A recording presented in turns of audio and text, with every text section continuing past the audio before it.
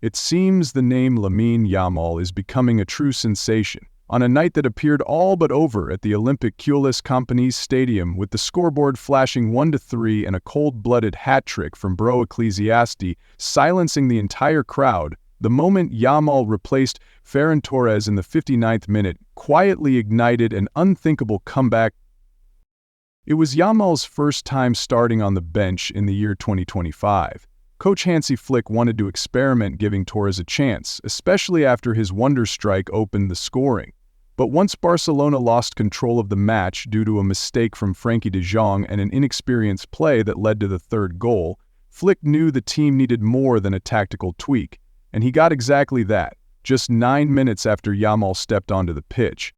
With his very first touch on the right wing, Yamal delivered a pinpoint cross right on cue, where Raphinha burst in to head it home like a guided missile. It was the first spark of light in a night filled with darkness, but Yamal's impact went far beyond that one assist. His movement stretched Celta Vigo's deep-lying five-man defense and opened new channels for Barcelona. Each dribble from Yamal pulled from Beltran Rodriguez out wide, exposing deadly gaps behind him. Gundogan and Raphinha wasted no time exploiting those spaces, areas Barca had been unable to penetrate before. Only when Yamal entered did Raphinha find himself in favorable positions, and it was no coincidence that the equalizer to make it 3-3 came from that exact setup, an attack down the right flank striking at the blind spot of the defense.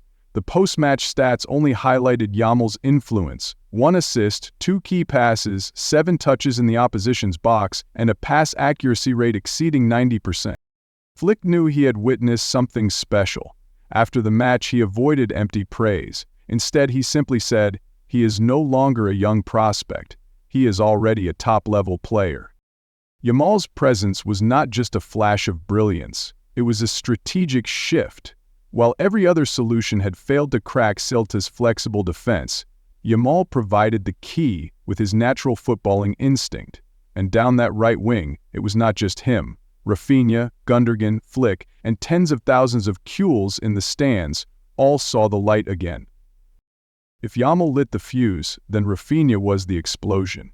Before Yamal entered, the Brazilian winger looked lost, playing with speed but lacking support, stuck in the no-man's land between the desire to create magic and the reality of isolation.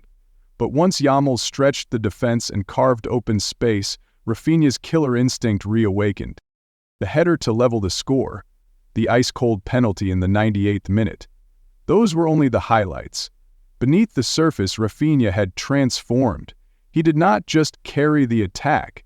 He embraced the role of leader after Lewandowski left the pitch. And from the look in Flick's eyes on the sideline, one thing was clear. This was the star he had been waiting for. Before Yamal came on, Raphinha was not playing poorly. He had pace, determination, and the occasional crafty dribble down the right flank. But it all felt isolated. He was operating alone in a one-dimensional attack where his instincts had no room to flourish. Then Yamal entered and suddenly something clicked. Much will be said about that cold-blooded penalty in the 98th minute, but to truly appreciate Raphinha's value in this match, you must look at his transformation, from a lone attacker to a true leader. Before the 59th minute, every attack down the right was predictable, easy to read, and posed no sustained threat to Celta's back line. But when Yamal started cutting inside, pulling the entire five-man structure apart, Raphinha no longer had to find space, the space found him. On the 3-3 equalizer, most eyes went to Yamal's brilliant assist. But look closer.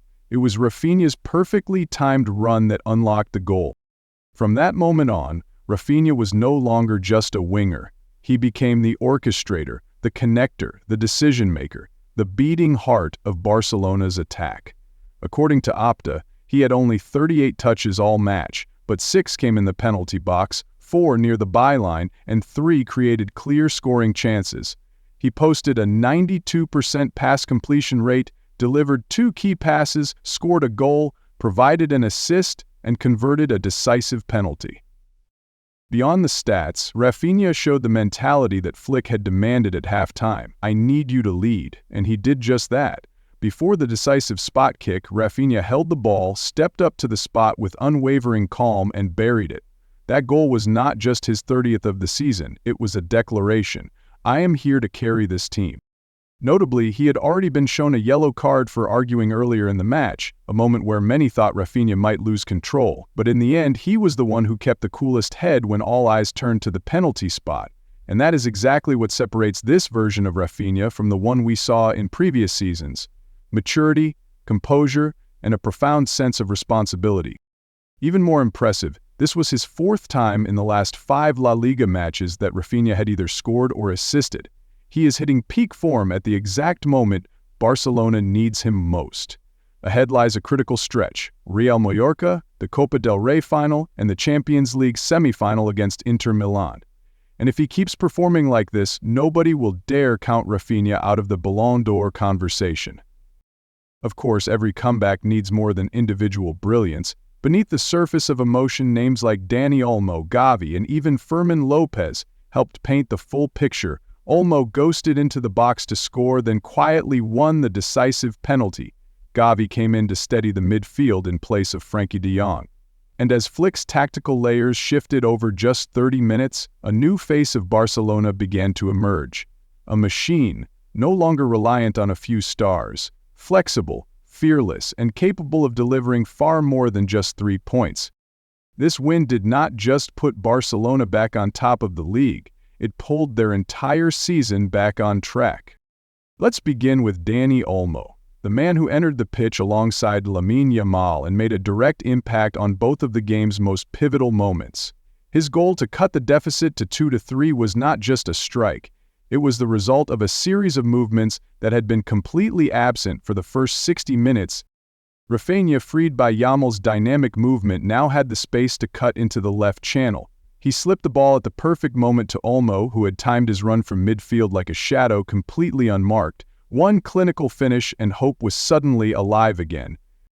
But Olmo was not done. He was the one who drew the decisive penalty in the 96th minute. No flashy dribbles, no fancy finish, just intelligent positioning. He received the ball from a give-and-go and forced Xavi Galán into a clumsy challenge in the box. Penalty to Barcelona. Lewandowski had already left the pitch due to injury, and the burden fell squarely on Raphinha's shoulders. 98th minute. This was not just about the score, it was about pressure from all sides. The weight of the ball on the spot, the intensity of the La Liga title race, the expectations of Hansi Flick, and then a strike as cold as ice, lifting Barcelona from the edge of defeat back to the summit of the league. It marked their first win in 16 years after trailing 3-1 past the 60th minute in a La Liga match. Even with Lewandowski off the pitch nursing a thigh injury, Barcelona never lost their composure. Gavi came on to orchestrate the midfield. Raphinha dropped deeper to distribute. Olmo became the maestro of short passing. In the dying minutes, Barcelona looked not like a team chasing an equalizer, but a side hunting for a 5th goal. And in moments like these, it is impossible not to draw comparisons with Real Madrid. When trailing, Madrid collapsed against Arsenal, lacking anyone to spark change. Flick, on the other hand, unleashed Yamal and Olmo and watched as they engineered a comeback of epic proportions. No one could have predicted that a match marred by De Jong's mistake and Ter Stegen's nervous moments would end with such an emotional crescendo. But look at the numbers. Barcelona have claimed more points from losing positions this season than any other team in La Liga. In their last 3 matches, they conceded first but walked away with all 9 points. That is more than resilience.